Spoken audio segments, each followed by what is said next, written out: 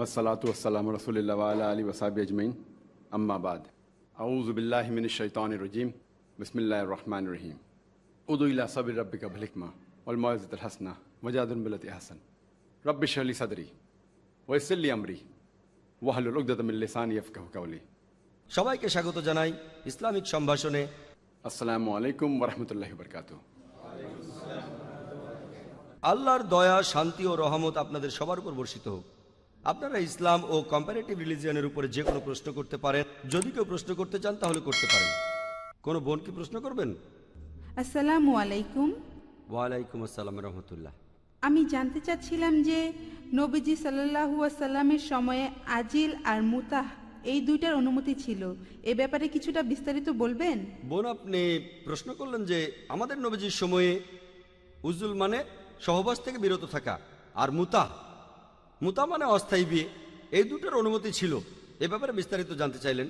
একটা হাদিস আছে যে নবীজির কাছে এক লোক এসে বলল সে এই উজুল পালন করছে, অর্থাৎ সে তার স্ত্রীর সাথে সহবাস থেকে বিরত রয়েছে। নবীজি চুপ করে থাকলেন। এর উপর ভিত্তি করে দুইটি মতবাদ। নবীজি চুপ করে থেকে সম্মতি দিয়েছিলেন, আরেকটা দল বলছে নবীজি শুনে খুশি হননি। এ সম্পর্কে মতবাদ এই দুটো, তাই এটার অনুমতি আছে না নেই সেটা বিতর্কের ব্যাপার। তবে ফ্যামিলি প্ল্যানিং এর কথা যদি বলেন, আমার ভিডিও ক্যাসেট দেখতে পারেন। কোরআন অ্যান্ড মডার্ন সায়েন্স সামঞ্জস্যপূর্ণ না পরস্পর বিরোধী? এই হাদিসের উদ্ধৃতি দিয়ে অনেকে বলে অনুমতি আছে, অনেকে বলে না করলেই ভালো, তবে কেউই বলে না এটা হারাম। উজুলকে কোথাও হারাম বলা হয়নি, কোথাও না। আপনার দ্বিতীয় প্রশ্নে আসি, আমাদের নবীজির সময়ে মুতাবিয়ের অনুমতি ছিল? হ্যাঁ, নবুয়ত পর প্রথম দিকে, মুহাম্মদ সাল্লাল্লাহু আলাইহি ওয়াসাল্লাম নবুয়ত পর প্রথম দিকে মদও নিষিদ্ধ ছিল না। নবুয়তের প্রথম দিকে নবীজি মদও বারণ করেননি। যদি আমাকে বলেন যে একবার কিছু সাহাবা নবীজির সামনে মদ খেয়েছিলেন, নবীজি কিছু বলেননি, এটা হতে পারে। এটা হয়েছে নবুয়তের প্রথম দিকে। পরবর্তীতে কোরআনের আয়াতে মদকে নিষিদ্ধ করা হলো। তারপরে যখনই কেউ নবীজির সামনে মদ খেয়েছে, নবীজি তখনই তাকে বারণ করেছেন। যখনই নবীজি ভুল কিছু দেখেছেন, অবশ্যই বারণ করেছেন, সেটা হারাম। সেভাবে দেখবেন যে মুতা আরব দেশে তখন এই রীতি ছিল। আরব দেশে এটা কমন ছিল। প্রথমে ব্যভিচার নিষিদ্ধ হলো, ধাপে ধাপে এসেছে যে কোনটা নিষিদ্ধ।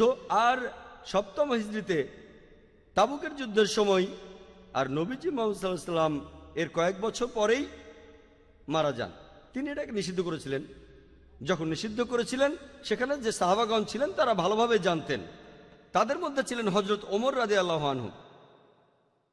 আর সেজন্যই পরবর্তীতে তারা যখন ফিরে আসলেন, নবীজিও তখন মারা গেছেন, মানুষজন এটা জানতো না, তবে কিছু সাহাবা ব্যাপারে জানতেন। ওমর রাদিয়াল্লাহু আনহু এটা জানতেন। তিনি কঠিনভাবে আইনটা প্রতিষ্ঠা করলেন। এটা ভুল। কিছু মানুষ ভাবলো যে আসলে হযরত ওমর রাদিয়াল্লাহু আনহু তিনি তার নিজের আইনটা তৈরি করেছেন। না, নিষিদ্ধ করেছেন নবীজি মুহাম্মদ সাল্লাল্লাহু আলাইহি ওয়াসাল্লাম। তবে তিনি তাবুকের যুদ্ধে যাওয়ার আগে নিষিদ্ধ করেছিলেন। সব সাহাবী সেখানে ছিলেন না, মাত্র কয়েকজন ছিলেন। তাদের মধ্যে ছিলেন ওমর রাদিয়াল্লাহু আনহু। নবীজি মারা যাওয়ার পরে যেহেতু জানতেন এটা নিষিদ্ধ, তাই কঠোরভাবে নিষিদ্ধ করেন। আর আমাদের নবীজির সময়ে মুতা মানে অস্থায়ী বিয়ে, তার মানে বিয়ে করলেন কোনো মহিলাকে একটা নির্দিষ্ট সময়ের জন্য, হয়তো এক রাত বা এক সপ্তাহ বা এক মাস, এটা ইসলামে হারাম। ইসলামে পরিষ্কারভাবে বলা হয়েছে নিকাহ পবিত্র বন্ধন। বিয়ে করে আপনি ভাববেন যে স্ত্রীর সঙ্গে থাকবেন সারা জীবন। যদি কখনো সমস্যা হয় তাহলে বিয়েটা ভাঙতে পারেন, তালাক বা বিবাহ বিচ্ছেদের মতো ব্যাপার হতে পারে। মুতার ক্ষেত্রে এমনটা না। আপনি বিয়ে করেছেন একটা নির্দিষ্ট সময়ের জন্য, এটা হারাম ইসলামে। এটা আসলে পতিতাবৃত্তিকে স্বীকৃতি দেয়া। ইসলাম ধর্মে পতিতাবৃত্তির কোনো স্থান নেই, এটা হারাম। বিয়ে করে কোনো সমস্যা হলে হতে পারে 10 বছর, 10 মাস বা 1 মাস বা 1 সপ্তাহ পরে তালাক হতে পারে। কোরআনে অনুমতি আছে, তালাক দেওয়ার অনুমতি আছে। তবে আগে থেকেই জানছেন যে আমি এখানে থাকবো এতদিন বা এত সপ্তাহ, ইসলামে এটা হারাম, এর কোনো অনুমতি নেই। আশা করি উত্তরটা পেয়েছেন। কোনো ভাই প্রশ্ন করবেন? হিন্দুস্তান টাইমসে 3 দিন আগে একটা খবর এসেছিল, সেখানে বর্ণপ্রথা আর জাতিভেদের পক্ষে বলা হয়েছিল। আর কারণটা বলা হয়েছিল যে কেন বিভিন্ন মানুষ পিছিয়ে আছে। আর মনুস্মৃতি থেকে কিছু উদ্ধৃতি দেওয়া হয়েছিল যে ব্রাহ্মণরা এসেছে মাথা বা মুখ থেকে, আর নিচু জাতের মানুষেরা এসেছে পা থেকে। আমি আসলে জানতে চাচ্ছি যে এই মনুস্মৃতির অবস্থান হিন্দু ধর্মগ্রন্থের মধ্যে এর অবস্থানটা কোথায়, আর এই কথা কি অন্য হিন্দু ধর্মগ্রন্থে আছে, যেমন ঋগ্বেদ অথবা এমন উঁচু স্তরের কোনো গ্রন্থ? ভাই, আপনি প্রশ্ন করলেন যে আপনি কিছুদিন আগে হিন্দুস্তান টাইমসে পড়েছেন, সেখানে বলা হয়েছে মানুষের মধ্যে জাতিভেদের কারণটা কি। মনুস্মৃতির কথা যে ঈশ্বরের মাথা থেকে, স্রষ্টার মাথা থেকে সৃষ্টি হয়েছে ব্রাহ্মণরা, আর ক্ষত্রিয়রা এসেছে বুক থেকে, বৈশ্যরা এসেছে স্রষ্টার পাকস্থলী থেকে আর উরু থেকে, আর শূদ্ররা এসেছে স্রষ্টার পায়ের তলার ময়লা থেকে। ভাই প্রশ্ন করলেন হিন্দু ধর্মগ্রন্থের ভেতরে মনুস্মৃতির অবস্থান কোথায়, আর অন্য গ্রন্থে এই কথাটা আছে কিনা। মনুস্মৃতি হিন্দুদের ধর্মগ্রন্থ দুই প্রকার, শ্রুতি আর স্মৃতি। শ্রুতিগুলোকে বলা হয় মহান ঈশ্বরের বাণী, এখানে দেখবেন বেদ আর উপনিষদ। স্মৃতি হলো যেগুলো মানুষ লিখেছেন, এখানে আপনারা পাবেন মহাভারত, রামায়ণ, অন্যান্য পুরাণা, এখানে মনুস্মৃতিও পাবেন। তারা এটাকে বলে ধর্মশাস্ত্র।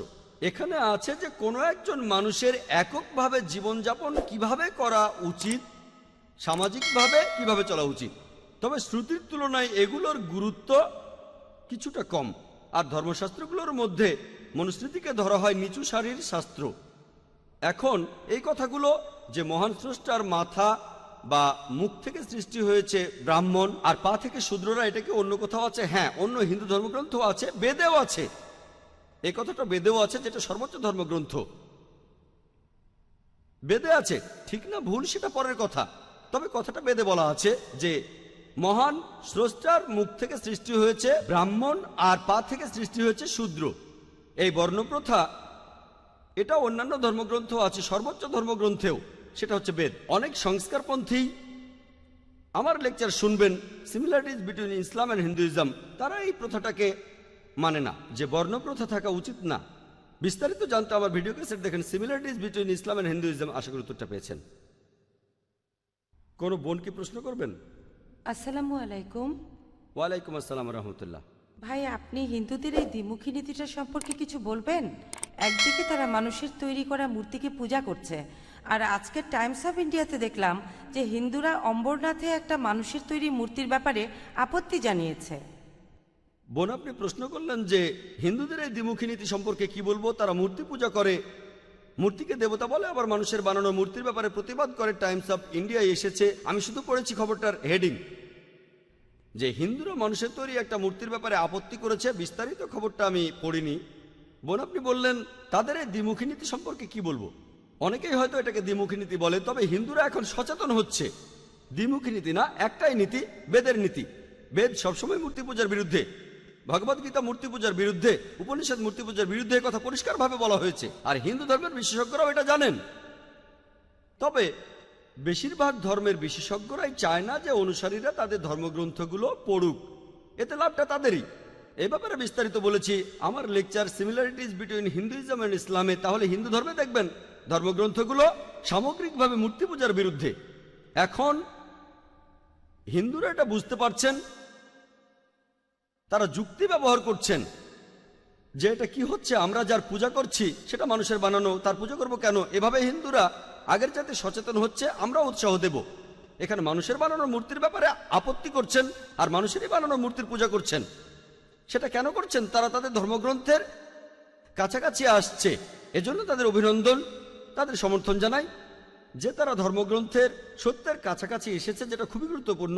আর আমার লেকচারের ক্যাসেট দেখেন, সিমিলারিটিজ বিটুইন হিন্দুইজম অ্যান্ড ইসলাম, সেখানে সাদৃশ্য নিয়ে কথা বলেছি।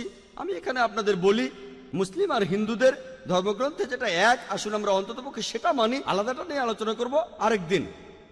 এমন না যে পার্থক্য নেই, আসুন অন্ততপক্ষে কমন জিনিসগুলো মেনে চলি।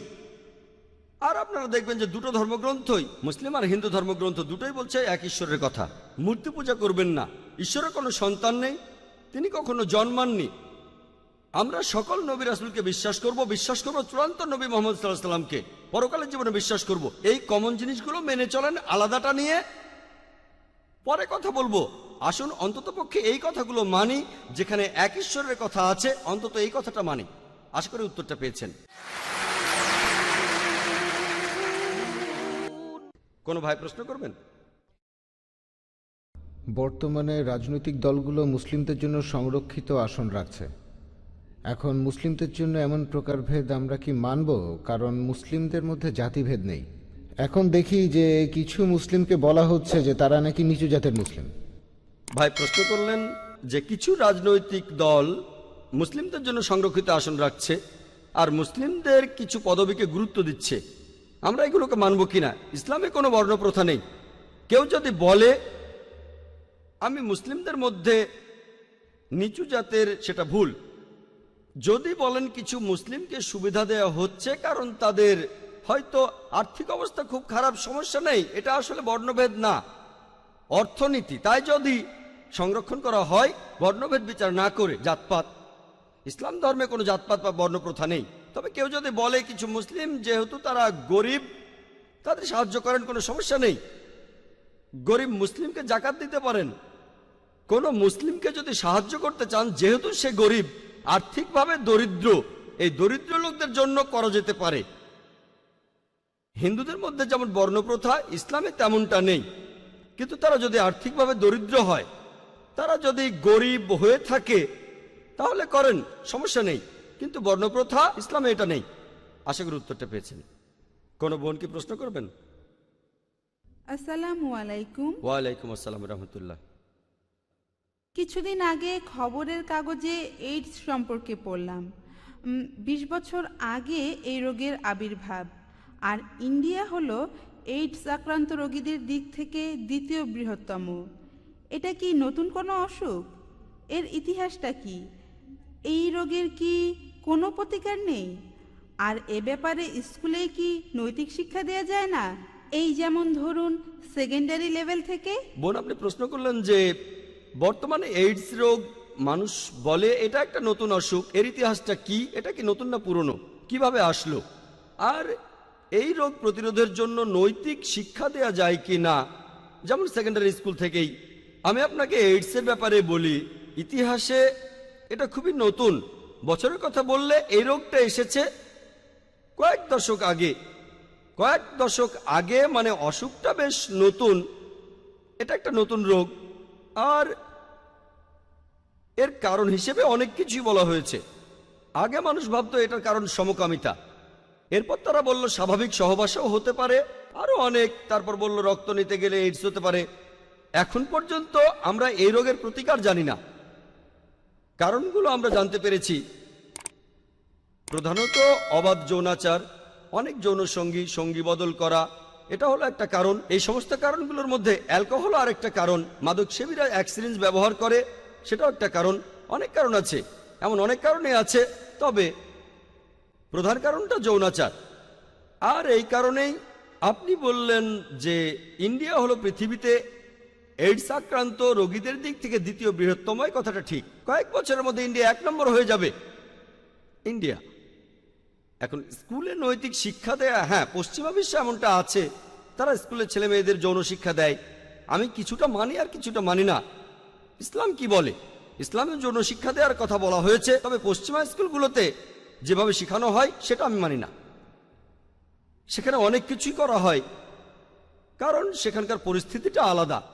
ইংল্যান্ডের একটা রিপোর্ট অনুযায়ী, এই কয়েক সপ্তাহ আগেই পেপারে খবরটা এসেছিল টাইমস অফ ইন্ডিয়ায়, যে ইংল্যান্ডে বর্তমানে যে শিশুরা জন্মায় তাদের 40%-এরও বেশি বিবাহিত বাবা মায়ের সন্তান হয়ে জন্মায় না। তার মানে যেসব মহিলা সন্তান প্রসব করছে তাদের 40%-এরও বেশি বিবাহিত নয়। আর 20-30 বছর আগে এটা ছিল 20%। আরো কয়েক দশক আগে এটা আরো কম ছিল। তাদের সমাজ উন্নত হচ্ছে। আর তারা বলছে 2012 সালের মধ্যে যেসব শিশু জন্মাবে তার 50%-এরও বেশি তাদের বাবা মারা বিবাহিত হবে না। বুঝতেই পারছেন তাদের সমাজটা আসলে খারাপ হয়ে যাচ্ছে। এজন্য তারা স্কুলে যৌন শিক্ষা দিচ্ছে। আর কারণ হলো এগুলোই। আমার মনে হয় সমস্যাটা আসলে স্কুলে না, সমস্যাটা হলো সমাজে। আমরা এইসব বাজে জিনিসগুলো বাদ দিতে চাই, যেমন কোনো অশ্লীলতা থাকবে না, পর্নোগ্রাফি। এখন এগুলো বাড়ছে কেন? পর্নোগ্রাফি ম্যাগাজিন বাড়ছে, পর্নোগ্রাফিক সাইট বাড়ছে। সার্ভে দেখা গেছে যে 80% পুরুষ পর্নোগ্রাফিক সাইটে যায়, যারা অফিসে কাজ করে তাদের 20% একেবারে অফিস টাইমে পর্নোগ্রাফিক সাইটে যায়, এগুলো সার্ভে। মহিলাদের মধ্যে 13% অফিস টাইমে, হ্যাঁ, পর্নোগ্রাফিক সাইটে যাওয়াটাই খারাপ, আর অফিস টাইমে যাওয়া, চিন্তা করেন আপনি সেখানে চাকরি করছেন আর পর্নোগ্রাফিক সাইট দেখছেন। এমন কিছু অফিসও আছে যারা বলে আপনি পর্নোগ্রাফিক সাইট দেখতে চাইলে ওই রুমটাতে যান, একটা স্পেশাল রুম থাকে, অফিসের কাজে ডিস্টার্ব করবেন না। তারা এখন বলে আমরা এখন অনেক চালাক, তাই তারা বলে দেখতে চান বিনোদন কক্ষে যান। আপনার কম্পিউটারে দেখার দরকার নেই, বিনোদন কক্ষটা আলাদা, সেখানে আধ ঘন্টা সময় কাটানোর সমস্যা নেই। তাই আপনার ইচ্ছে হলেই বিনোদন কক্ষে যাবেন আর কোম্পানির পারমিশন নিয়েই যাবেন। যদি বলেন এভাবে সমাজের উন্নতি হবে, সেটা আসলে ভুল। এবারে শিক্ষার ব্যাপারে বলি। স্কুলে আমার বোন তার মেয়ের স্কুলের নামটা বলছি না, খুবই বিখ্যাত একটা স্কুল, সেখানে অভিভাবকদের মিটিং আর এসেছেন একজন এক্সপার্ট মনোবিজ্ঞানী, যিনি অভিভাবকদের সঙ্গে কথা বলবেন এই বিষয়ে। তো সেই এক্সপার্ট খুব জনপ্রিয় একজন লোক বোম্বেতে। তিনি বলছেন, অভিভাবকদের বলছেন যে আপনারা এইডসের ব্যাপারে তো জানেন, এইডস সম্পর্কে বলছেন, এইডস ছড়িয়ে পড়েছে, আপনার বাচ্চাকে শেখান কন্ডম ব্যবহার করো। সেখানে সবাই খুব সিরিয়াসলি বলছিল শেখাতে হবে, বাচ্চাদের শেখাবেন। তারপর প্রশ্নোত্তর পর্ব শুরু হলো। আমার বোন প্রশ্ন করে এক্সপার্টকে উড়িয়ে দিল। সেক্স করতে বারণ না করে তাদের বলছেন কন্ডম ব্যবহার করতে। এটা কোন ধরনের শিক্ষা? আপনারা তাদের বলবেন তোমরা সহবাস করো না, কিন্তু বলছেন করলে করতে পারো, কন্ডম ব্যবহার করো, এইডস হবে না। কন্ডম ব্যবহার করলে এইডস হবে না। কয়েক বছর আগে দক্ষিণ আফ্রিকায় গিয়েছিলাম, বিশাল হোর্ডিং, এইডস থেকে বাঁচতে কন্ডম ব্যবহার করুন। তারা অবৈধ সেক্স করতে বারণ করছে না, সেক্স করেন তবে কন্ডম ব্যবহার করেন, তাহলে এইডস হবে না। এইডস পশ্চিমা বিশ্বে ছড়াচ্ছে, এখন ইন্ডিয়াতেও চলে এসেছে। তারা কিন্তু বলছে না তোমরা অবৈধ সেক্স করো না, তোমরা ব্যভিচার করো না, অবাধ যৌনাচারে মেতে উঠো না, করো তবে সাবধান, কন্ডম ব্যবহার করো। এখন বাচ্চাদের যদি এই ধরনের শিক্ষা দেন, এমন শিক্ষার কোনো প্রয়োজন নেই। তাই আমিও মানি যৌন শিক্ষার প্রয়োজন আছে, তবে ইসলামিক নিয়ম মেনে। যেভাবে পশ্চিমারা শেখাচ্ছে সেভাবে নয়। তারা যা শেখায় সেগুলো বলতে পারবো না, তবে যদি সেগুলো বলি তখন বলবেন জাকির ভাই আপনি আমাদের সামনে এইসব কি বলছেন। তারা যা কিছু শেখায় সেটা ননসেন্স, অন ইসলামিক, হারাম। কিন্তু তারা কি বলে এইডস খুব খারাপ, তারা এইডস নিয়ে চিন্তিত, আখিরাত নিয়ে চিন্তিত না। এখানে ট্রিটমেন্টটা হলো জীবাণু মারতে হবে, সিমটম দেখে ট্রিটমেন্ট করবেন না। তারা এখন চিন্তিত এইডস নিয়ে, কিন্তু তাদের অন্যান্য খারাপ কাজগুলো নিয়ে তারা চিন্তিত না। তাহলে দেখতে পাচ্ছেন যে তাদের সমাজ আসলে পেছন দিকে যাচ্ছে, তারা ভুল জিনিসের পথে এগিয়ে যাচ্ছে। এগুলো কেন বাড়ছে? কারণ তারা বাক স্বাধীনতার কথা বলে, ব্যক্তি স্বাধীনতার কথা বলে, পর্নোগ্রাফিকে অনুমোদন দেয়, পতিতাবৃত্তির অনুমোদন দেয়। তারপর দেখবেন ফুটবল বিশ্বকাপের সময় জার্মানিতে, সে সময় সেখানে হাজার হাজার পতিতা হাজির হয়েছিল। খবর এসেছিল ওয়েটিং কিউ গড়ে 2 ঘন্টা। মানুষ বিশ্বকাপ দেখতে এসেছে, খেলা দেখার পরে মজা করতে চায়। জার্মানিতে পতিতাবৃত্তি বৈধ, লিগাল, বৈধ, তাই লুকানোর প্রয়োজন নেই। অনেক ডিমান্ড, 2 ঘন্টা টাকা দেওয়ার পরও, অ্যাপয়েন্টমেন্ট নেওয়ার পরও 2 ঘন্টা লাইনে। এগুলো আসলে কি হচ্ছে? মডার্ন। যৌন শিক্ষার অবশ্যই প্রয়োজন আছে। এখানে একটা ব্যাপারে আমাদের খেয়াল রাখতে হবে। দেখবেন যে এমন কে আছেন যে ইসলামিক নিয়মে এই শিক্ষাটা দিতে পারবেন। কোথায় বর্তমান বিশ্বের সব সমস্যার সমাধান পাবেন, সেটাই হলো বড় কথা, এটাই বড় চ্যালেঞ্জ। আমাদের স্কুলেও এমন শিক্ষা দেওয়ার চিন্তা ভাবনা করছি, তবে কে এই শিক্ষাটা দেবেন সেটাই গুরুত্বপূর্ণ। তাকে বিশেষজ্ঞ হতে হবে ইসলামের উপর, মেডিকেল সায়েন্সের উপর। বাচ্চাদের সাথে তাদের লেভেলে গিয়ে কথা বলতে হবে, তাদের সাথে কোনো অশ্লীল কথা বলা যাবে না। কোরআনে এমন কথা আছে, আল্লাহ তাআলা বলেছেন পবিত্র কোরআনে, আরবি শব্দগুলো সেগুলো ব্যাখ্যা করে বলবেন। তাদেরকে আপনি শেখাতে পারেন ভদ্রভাবে, অশ্লীলভাবে না। তাই এই কথাগুলো বলবেন আল্লাহ সুবহানাহু ওয়া তাআলা যেভাবে পবিত্র কোরআনে বলেছেন। অন্য বইয়ের সঙ্গে তুলনা করুন, তারপর পার্থক্যটা দেখুন। কোরআনে যেভাবে আছে আপনার মনে কোনো খারাপ চিন্তা আসবে না। কোরআনে যেভাবে বলা হয়েছে শরীরের কোনো একটা অঙ্গ, সেটার ভদ্র নাম দেওয়া যায়, অশ্লীল নামও দেওয়া যায়। আমি এখানে কোনো উদাহরণ দেব না। তাই যে মানুষটা যৌন শিক্ষা দেবেন তার জ্ঞান থাকতে হবে, যোগ্যতা থাকতে হবে। পশ্চিমা বিশ্বে যেভাবে শেখানো হচ্ছে, তারা যেভাবে মনে করছে তেমনটা হবে না। সমস্যা নেই, আপনার সন্তান জন্মেছে, বিয়ে ছাড়াই সমস্যা নেই। তবে একটু সাবধান থাকবেন, নিজের ব্যাপারে যত্ন নেবেন, এই কাজগুলো চালিয়ে যান, সমস্যা নেই। বিয়ে না করে একসঙ্গে থাকেন, বিয়ে ছাড়া সমস্যা নেই, সহজ। ভালো না লাগলে চলে যান, 1-2 বছর পরে মুতাবিয়েরও দরকার নেই। উন্নতি। তাহলে এই হলো নিয়ম। শুধু বিয়ে কেন, বন্ধুও থাকবে। এগুলো পেপারও দেখবেন তো কি হচ্ছে, যে মডার্ন হচ্ছে। কোথায় মডার্ন? আমার তা মনে হয় না। তারা আসলে পিছিয়ে যাচ্ছে, তারা প্রাগৈতিহাসিক যুগে ফিরে যাচ্ছে। আমার মতে এরা মডার্ন না। বোন, আমি আপনার সঙ্গে একমত, তবে একটা নিয়ম থাকবে। পশ্চিমা বিশ্বে যেমন চলছে তেমনটা না। আর এখন বোম্বেতেও এমনটা হচ্ছে।